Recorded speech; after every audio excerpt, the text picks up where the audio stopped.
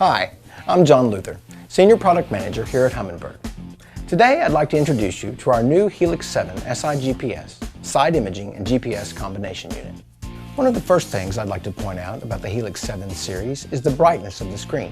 This unit has a 7-inch, high-definition, industry-leading LED backlit display with 480 by 800 pixel resolution. The Helix 7 GPS-capable units have a single micro SD card slot here, tucked away behind the waterproof door, conveniently located on the side. The Helix 7 is compatible with Humminbird cartography such as LakeMaster, and also with optional Navionics Gold, Silver, and Hot Maps, all available now at your favorite retailer on micro SD cards. On the back of the unit, you'll notice here it has 3 familiar friction-fit connection ports. First is a power port connected to a 12-volt battery source. Next is the port where you connect your optional NMEA 0183 interface cable for connecting the GPS output to optional accessories, such as a DSC radio. And finally, a port to connect your dual frequency transducer and side imaging or down imaging transducer on imaging capable models. This unit features 2 available mounting systems. The first is a standard gimbal mount, which is included in the box and consists of a gimbal bracket and 2 gimbal knobs. An optional accessory kit, the IDMK H7, uses an adhesive gasket, which allows you to flush mount the Helix in the console of your boat.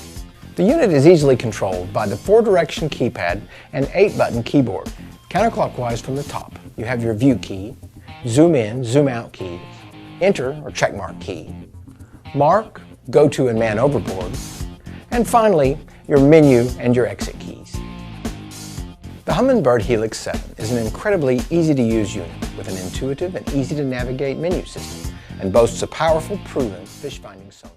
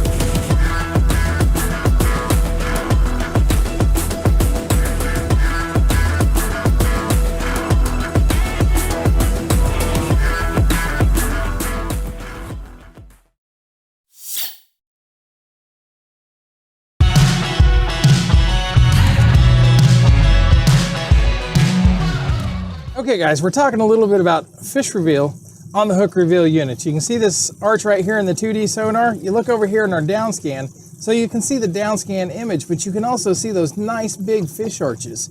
So it's really great. It's a great tool.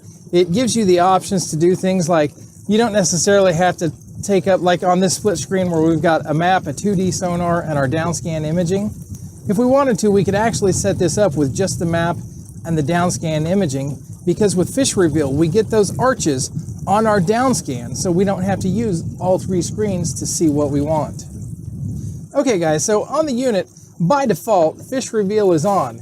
So if you wanted to turn it off or make some changes, so you can see the orange box around the screen here. So you just arrow over, you can see the orange box is now around our down scan. This is our enter and our menu button, so we push it twice, we arrow down to more options, hit enter again. So now you can see fish reveal and it's got the little orange box there. If I hit enter, it unchecks that box, and as you can see, we're no longer getting our fish reveal 2D sonar returns on this screen. I push it again, it highlights it back up. You can see the image, the fish returns are starting to come back. Now if I wanted to do something like change my fish reveal options, I arrow down to fish reveal.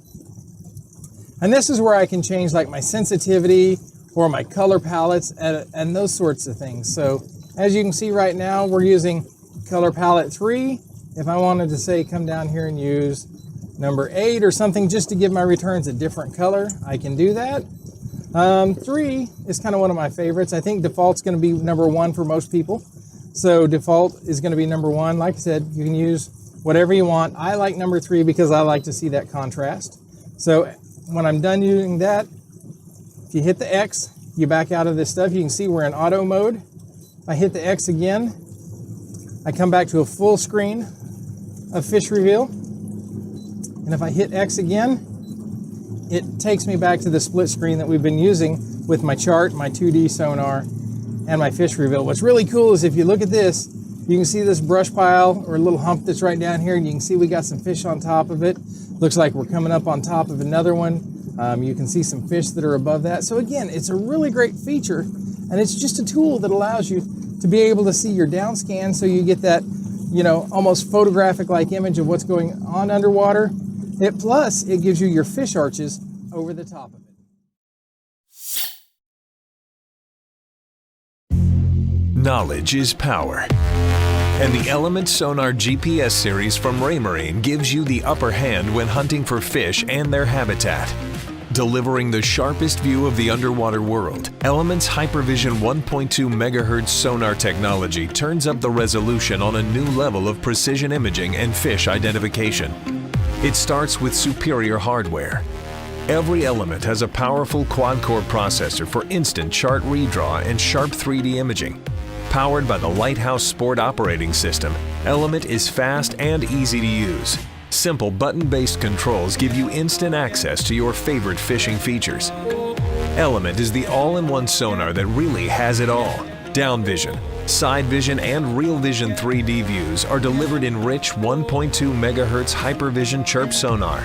You'll see super high-resolution imagery of underwater structure, vegetation, and fish with amazing lifelike clarity. All this capability comes from Element's compact Hypervision all-in-one transducer. When it comes to mapping, Element is the smartest system on the water, with support for new Lighthouse NC2 charts with fishing hotspots, plus Navionics and CMAP charts too.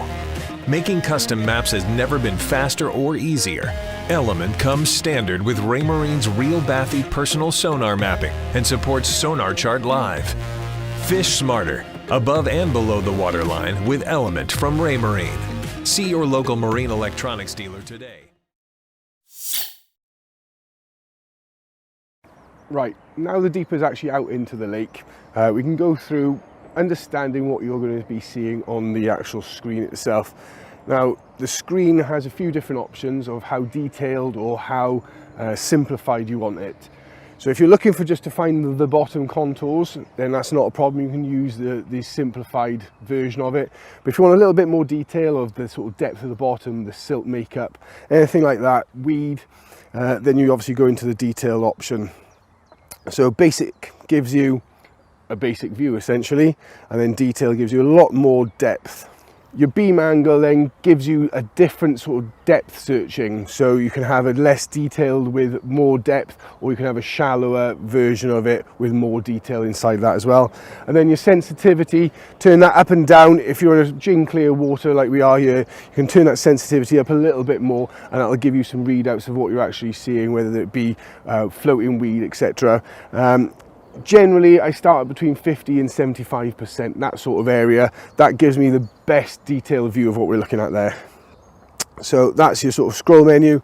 Now, what you've got to remember with this is to actually bring it in nice and gently and slowly, because every time that you actually bring in that reel turn in, you want to keep those two connections within the water. So as you can see here, what we've got is a generally uniform bottom with clearly an amount of weed on the bottom. We're showing it 6.3 feet with the 10 degrees water. So as I said, all those things on the screen is, it's great detail. So it gives you the depth of where the bottom is, it gives you the temperature of the water, and then it gives you that sort of feedback that you're looking for on the map.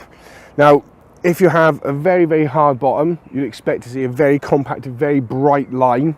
And then for a siltier bottom, a softer bottom, then you'll obviously see those striations, the little dappled effect, if you like.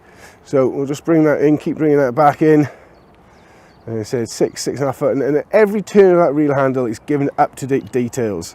Now, with that map as well, as we said, now that we're using it onshore GPS mode, that's actually mapping that cast, that lake. It's actually putting us on the water and mapping the features that we're finding, depths, etc. So when you do a few casts, you're actually building up a picture of the whole of the lake.